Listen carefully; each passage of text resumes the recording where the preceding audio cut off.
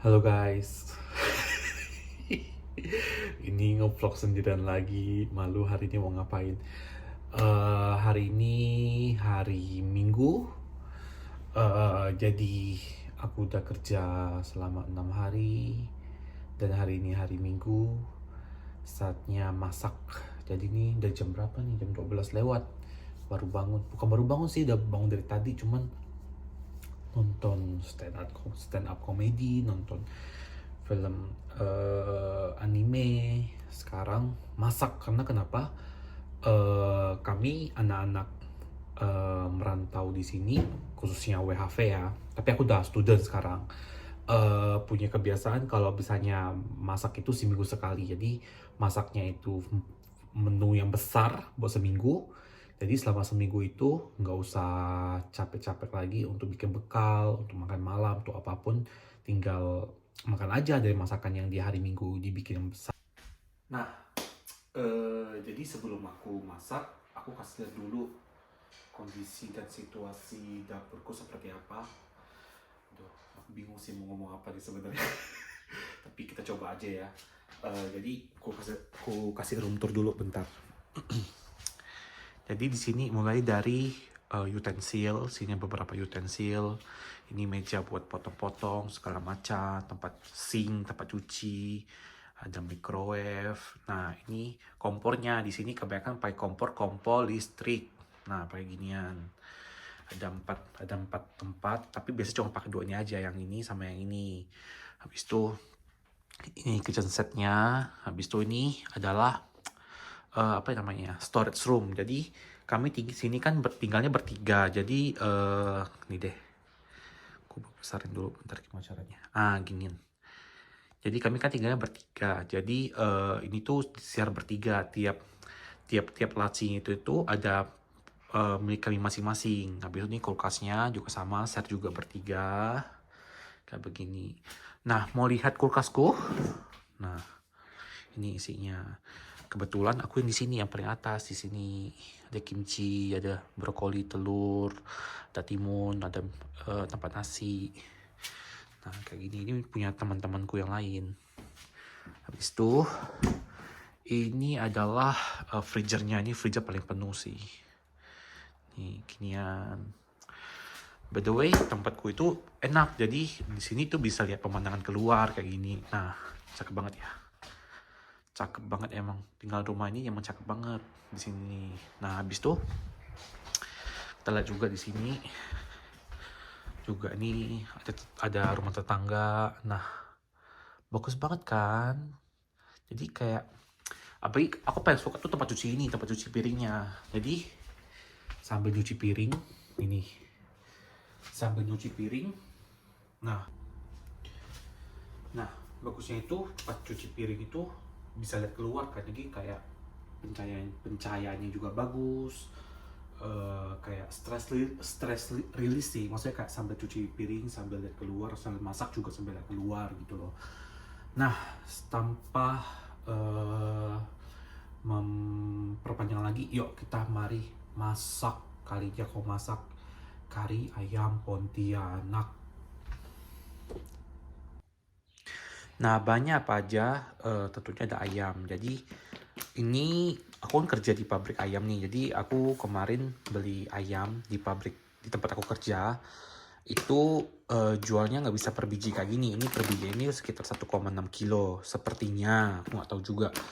Nah, aku kalau di sini untuk produk-produk ayam tuh murah banget. Kayak ini aku belinya itu di supermarket ya. Kalau supermarket itu sekitar 50 sampai 60 ribuan seekor mungkin, aku nggak tahu juga. Tapi kalau misalnya aku kerja di pabrik lebih murah lagi karena ada staff sale, alias jualnya ke karyawan lebih murah gitu loh. Nah, ini cabai yang kemarin aku beli, ada bawang merah. Nah, di sini bawang merahnya nggak yang kecil-kecil, besar-besar gini kayak bawang India. Habis itu pakai bawang putih juga. Nah, aku prepare dulu ya, Nah, cheese udah jadi, udah aku prepare semua. Nah, ini agak lama itu prepare bumbunya. Jadi ini ada coriander seed, ada bubuk turmeric.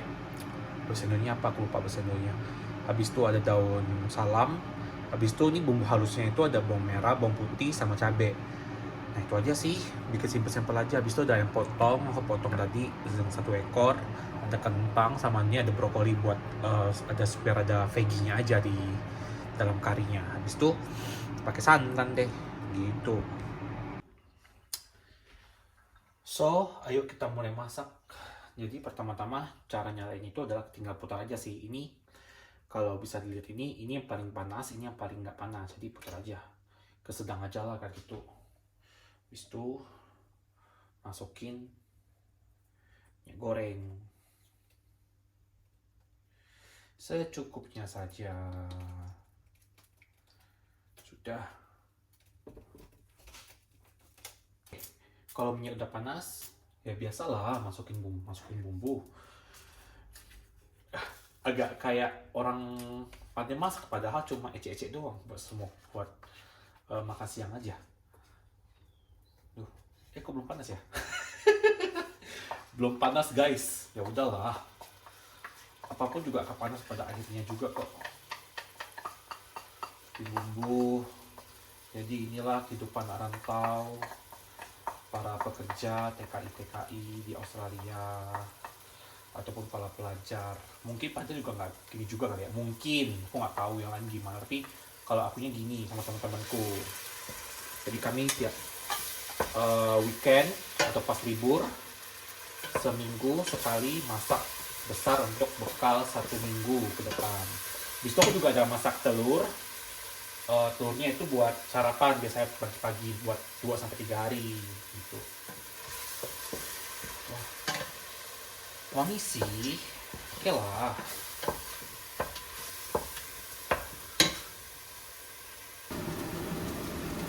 Nah, kalau bumbunya udah pecah minyak, masa pecah minyak nih. Jadi sebenarnya aku bikin konten itu terinspirasi dari keluarganya si Yedi di China. Soalnya kan aku sering nonton vlog-vlognya kayak keluarga Devi sama keluarga Novi kan. Mereka sering bilang pecah minyak, jadi aku kayak tertiru aja. Kalau udah itu masukin ayam deh. Aduk deh. Wah, jadi sih aku bilang. Mau gimana? Kalau di merantau itu ya, mau laki-laki mau perempuan harus bisa masak. Kenapa? Kalau misalnya nggak bisa masak, nggak mau itu harus beli di luar kan. Sedangkan kos untuk makan di luar itu mahal banget kalau di Australia. Apalagi aku tinggal di kampung kan, di daerah Tasmania itu. Jadi kayak makan itu minimal tuh spend itu kayak 20-30 dolar, alias 2.000-3.000 sekali makan. Itu udah keluarin banyak uang kan, jadi mending masak sendiri aja gitu loh, kayak lebih murah, gak usah keluarin banyak duit gitu loh. Wih, jadi sih.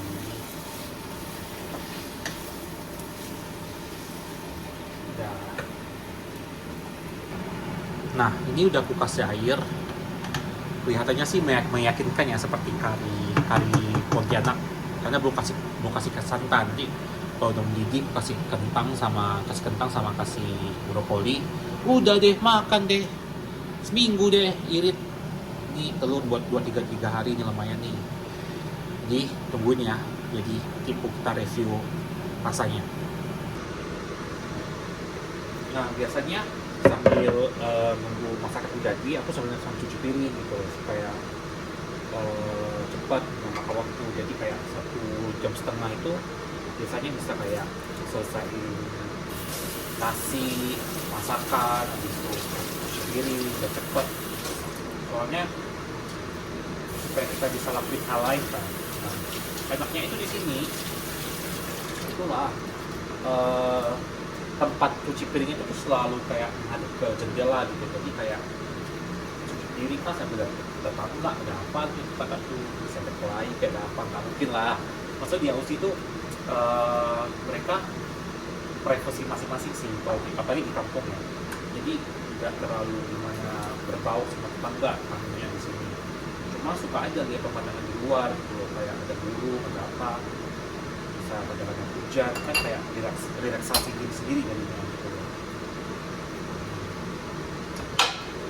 Ya, sampahnya inilah kehidupan kalau di hari ini.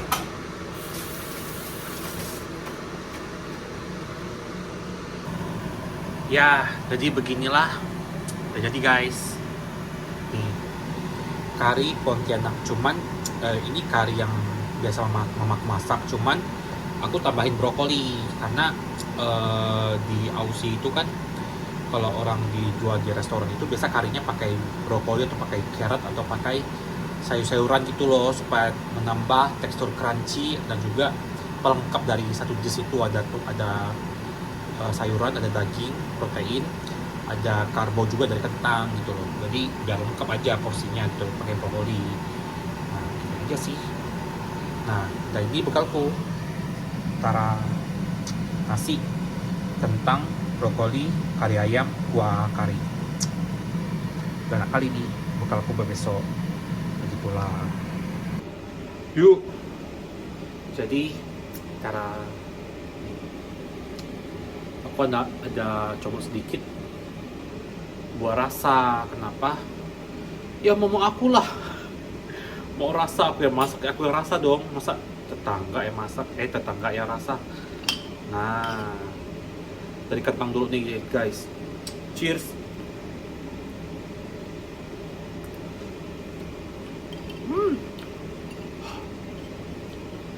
Panas.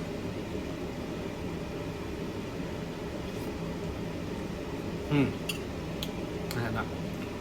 Berasa kayak kari mamaku. Cuman ada brokoli aja, ada veggie-nya. Nanti kok bisa memasak seperti aku, paling veggie-nya atau di belakang aja, kayak pas setelah santan mau dikasih sayuran supaya masih crunchy aja gitu loh. Jadi ada tekstur crunchy.